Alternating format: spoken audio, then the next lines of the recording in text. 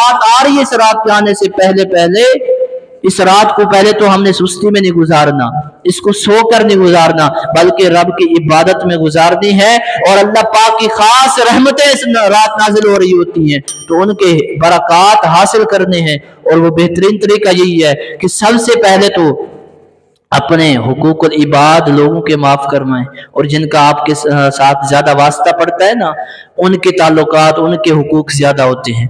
हम एक फैमिली में आप रहते हैं तो मियाँ बीवी के एक दूसरे पर हुकूक होते हैं, वालिदैन के हुकूक होते हैं, भाइयों के हुकूक होते हैं, औलाद के हुकूक होते हैं। पहले इनसे माफी तलाफी का मामला करें।